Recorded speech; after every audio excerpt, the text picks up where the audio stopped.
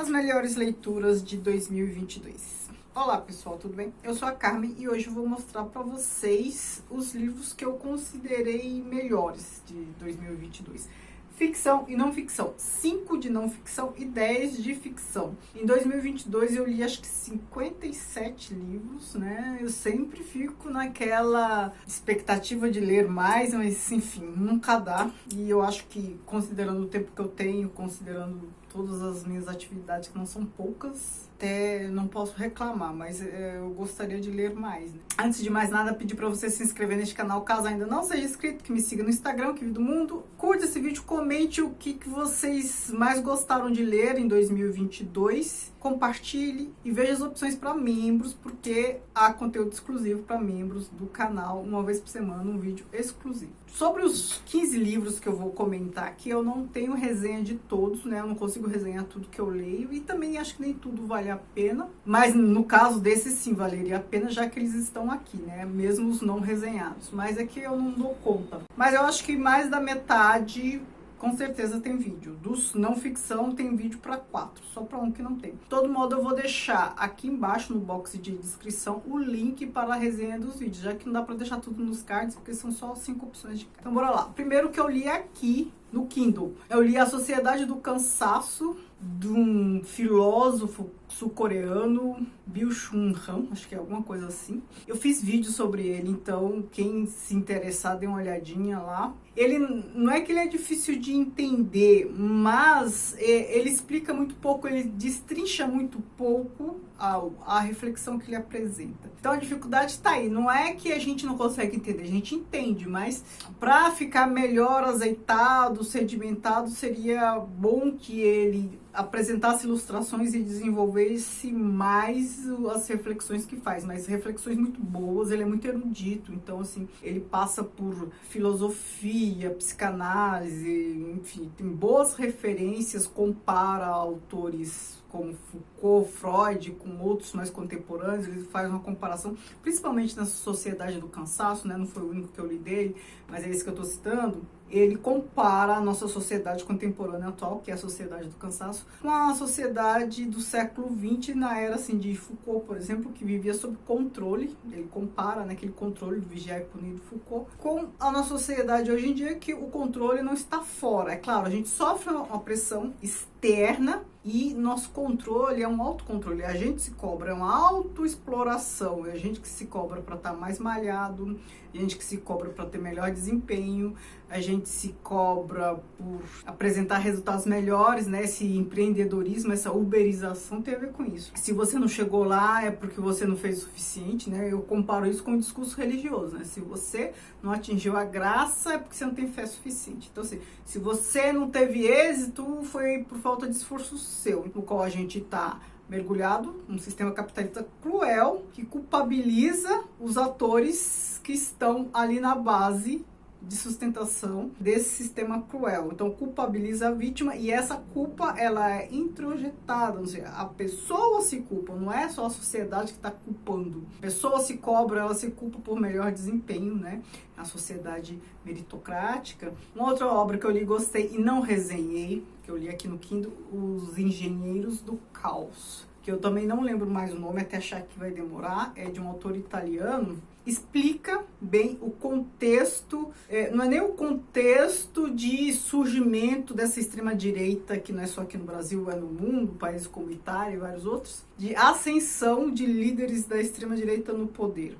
Só que o que ele explica mais não é qual era a situação da sociedade, qual a carência social para que esses líderes tenham se destacado e alçado, né, alcançado o poder. Ele explica todo o esquema tecnológico, esse controle de algoritmos que fez com que esses caras alcançasse tamanha projeção, tamanho impacto. Então ele fala do Bannon, do Steve Bannon, o Bannon e outros pessoas que criaram muitas fake news, que forjaram a imagem forjaram a dimensão de figuras como essa e aí causa aquele efeito. É uma mentira que se torna realidade, né? Então, assim, cria aquela ilusão de que os caras estão impactando, que são escolhidos pela maioria e tal, e isso faz com que as pessoas passem a escolhê-los e tal. Então, todo esse esquema algorítmico, todas essas estratégias de manipulação e dominação. Então, o livro versa sobre isso. Agora eu vou mostrar os livros físicos. Um livro muito bom, Morfologia do Conto, do Vladimir Prop. Esse foi o primeiro livro que eu li para os membros, né? Então eu dividi acho que em capítulos e toda semana eu lia e comentava, não lia com vocês, né? Eu comentava, destrinchava o conteúdo. Por que que essa leitura é boa? Ele tá falando de conto, mas não é qualquer conto, ele tá falando de conto folclórico, né? Esses contos populares. A partir desta obra aqui fica muito fácil analisar um conto e não só conto, é a obra melhor por conta disso. A partir de critérios que ele estabelece aqui, de lugares comuns, a gente consegue analisar qualquer obra de ficção. Então, essas séries, às vezes eu estou assistindo série e eu lembro do próprio, né? Ele pontua as coisas que sempre estão, os elementos constitutivos, aqui do conto, é claro, mas de ficção de modo geral. Os elementos que costumam ter nas ficções. Então, assim, a gente percebe claramente, né, fórmulas ali, que a gente vê em filme, que a gente vê em novela, que a gente vê em séries, que a gente vê em obra de ficção, essas fábulas todas. Então, discurso sobre o colonialismo do Aimé Césaire. Fiz vídeo sobre ele recentemente. É um livro fabuloso. É um discurso que ele fez em 1951, logo depois da Segunda Guerra Mundial, acho que na Assembleia, não sei se na Assembleia da ONU, já nem lembro mais, ele fez lá na Europa, ele é da Martinica. Fala, né, ele compara o nazismo com o colonialismo, então ele fala, vocês europeus, vocês estão aí falando que Hitler é isso, Hitler é aquilo, Hitler é um terror, tal, mas vocês já tinham feito o que o Hitler fez, vocês estão escandalizados porque Hitler fez com europeus o que vocês faziam com africanos, indianos e tudo mais. Então, essa política de extermínio de Hitler foi adotada por vários países em suas colônias. Logo na primeira página ele fala, a Europa é indefensável. Texto super curto, mas muito incisivo, adorei ler. Vejam lá o vídeo se você se interessa. Um outro que eu li mais recentemente foi esse, também tem vídeo, Realismo Capitalista. É mais fácil imaginar o fim do mundo do que o fim do capitalismo, do Mark Fisher. E ele fala sobre o capitalismo, sobretudo capitalismo tardio. A gente está num contexto em que incutem em nossa cabeça que não há saída, né? A fala da Margaret Thatcher não tem alternativa, né? Não há alternativa ao neoliberalismo. Então, assim, a gente vive num contexto que é de um capitalismo feroz, que só de acumulação, né? Muitos, muito miserável, poucos muito ricos. Então, é uma exploração do trabalho dos outros, uma mega exploração de trabalho, mega exploração de recursos naturais.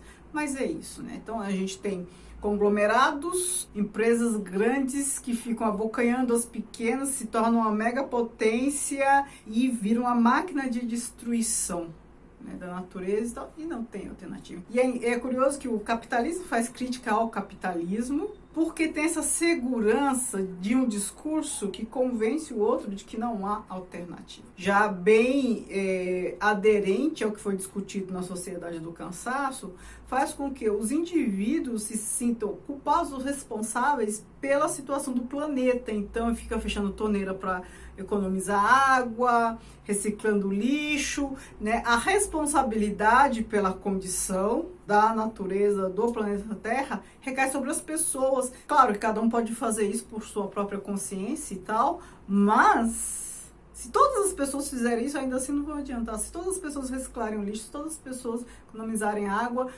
isso não vai resolver o problema do lixo, não vai resolver o problema da falta de água, porque são as empresas que mais consomem, são as empresas que mais poluem, as empresas que mais gastam água no seu processo de produção, no seu processo louco de superprodução, produzindo um monte de coisa que não é necessária, despertando desejos nas pessoas por consumo e a coisa fica desenfreada. E aí a gente acaba devastando a natureza e aí a gente tem a ilusão de que um indivíduo ou um conjunto de indivíduos ou todos os indivíduos, se começarem a agir com mais consciência ambiental, vai resolver o problema. Não vai. Com o sistema capitalista, todo mundo pode fazer o que estiver em seu próprio alcance, mas não vai resolver o problema. Se a gente não dá o regime econômico de produção, que é capitalista, nada vai adiantar. Então, esses foram os de não ficção.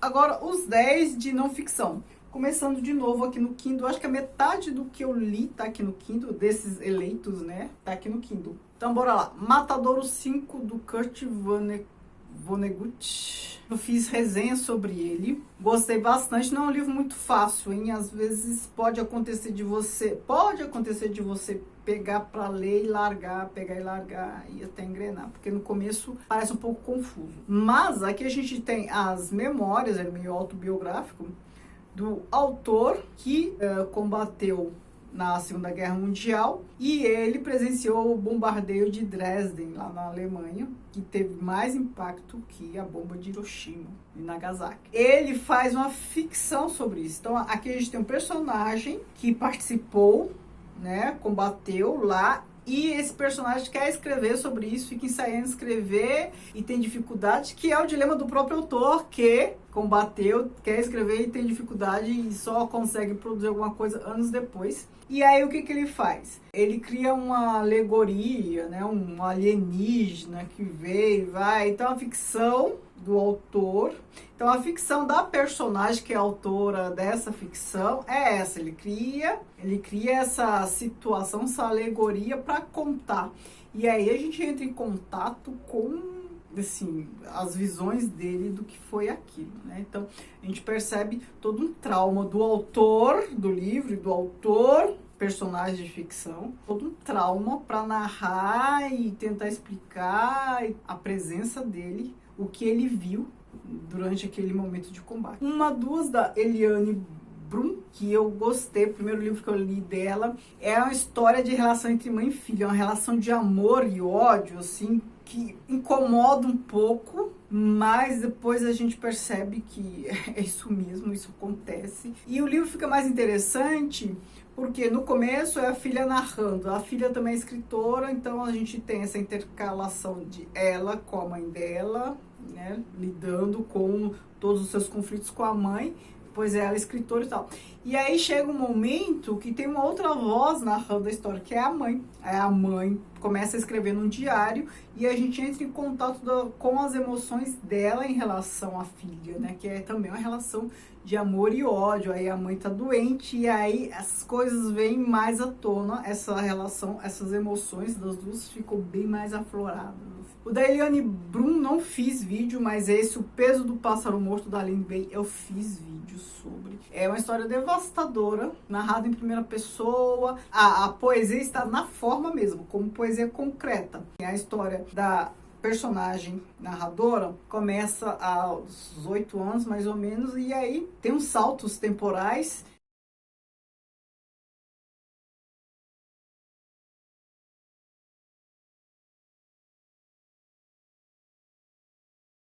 E a gente vai acompanhando as coisas que acontecem. Tem um trauma aos 8, que faleceu uma amiguinha dela, criança, o cachorro lá mordeu. Depois, aos 17, acontece uma coisa terrível com ela. E o que acontece ali, aos 17 anos, impacta toda a vida dela, enfim, destrói a vida dela. O que ela se torna depois daquilo é algo assim deplorável, dói ler. Olhai os Lírios do Campo, do Érico Veríssimo. Esse ano comecei a ler Érico Veríssimo, né? Estou na 4ª obra, mas Olhai os Lírios do Campo eu gostei bastante, me surpreendeu, eu não esperava tanto. A história de um rapaz, ele é pobre lá no Rio Grande do Sul, sofre um pouco de bullying na escola e ele não gosta de ser pobre. Não tô falando que há gente que goste de ser pobre, mas a maioria das pessoas não se incomoda tanto com a pobreza como ele se incomoda, porque a maioria das pessoas, pelo menos aqui no Brasil, é mais conformado. Ele não.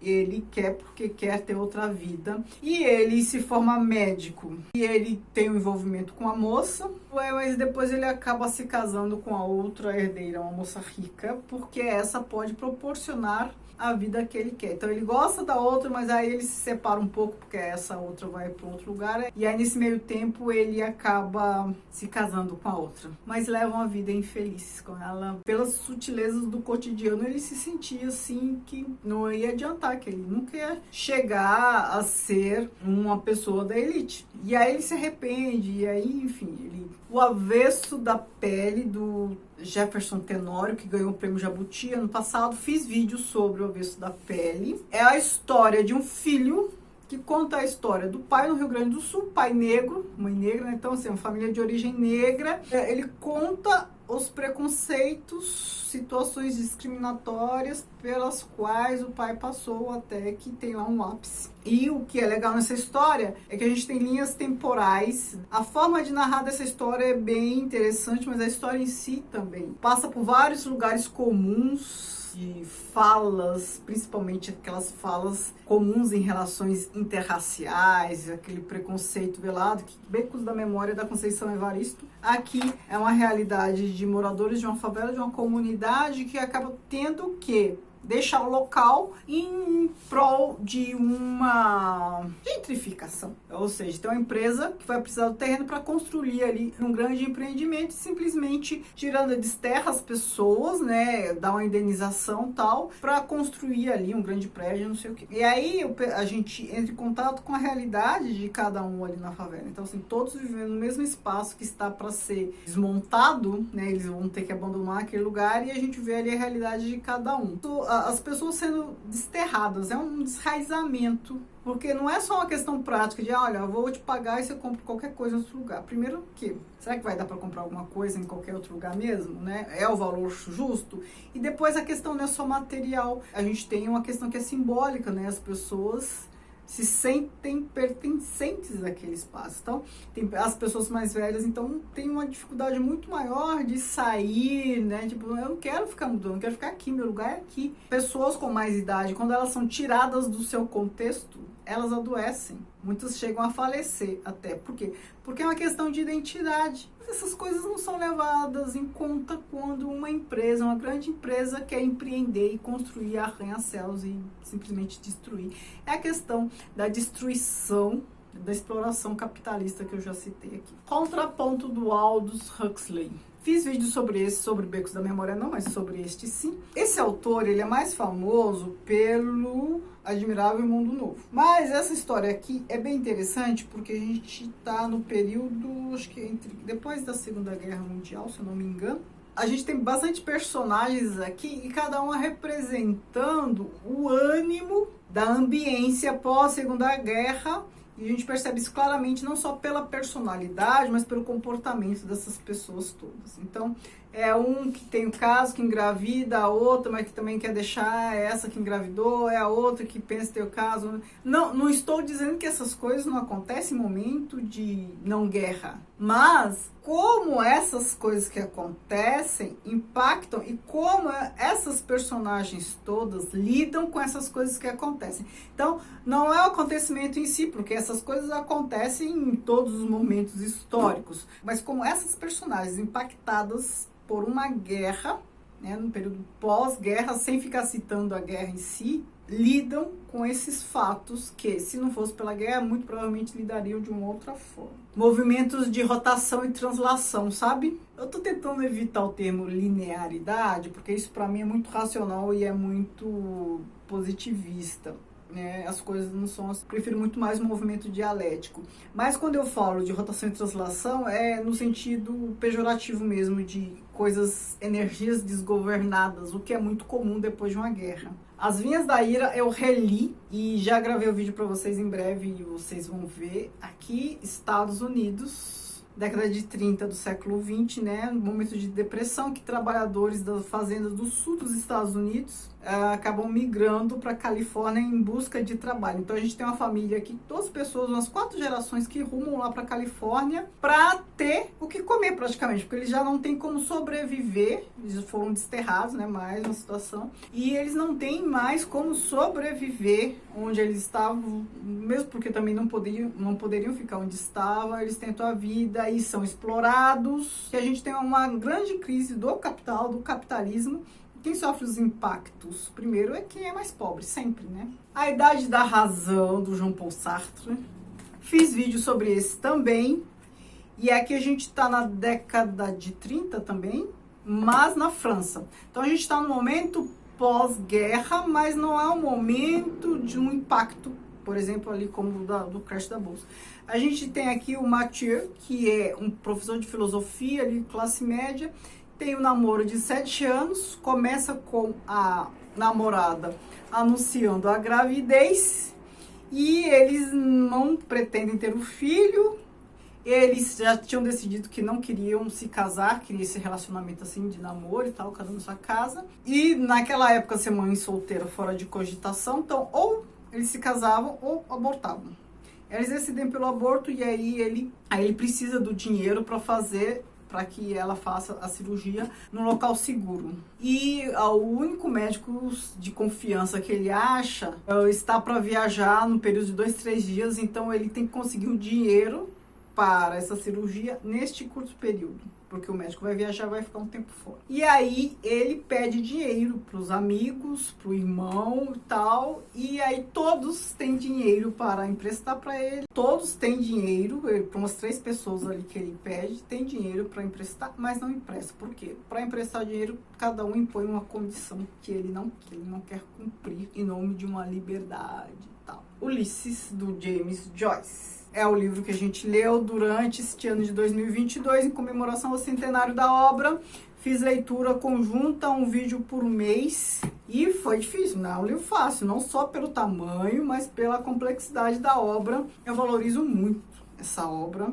Elaborar uma obra como essa, encadeada, com pontos de contato com a Odisseia, mesclando várias línguas, várias formas de narrar, enfim, esse monte de coisa, essa doideira que é. Cada capítulo é uma realidade à parte. Isso não é fácil. Há algo aqui que a gente precisa valorizar. Nem que seja o fluxo de consciência do final, né? Porque a gente já leu várias obras de fluxo de consciência. Hoje, em 2022, 2023, já lemos muitas obras de fluxo de consciência.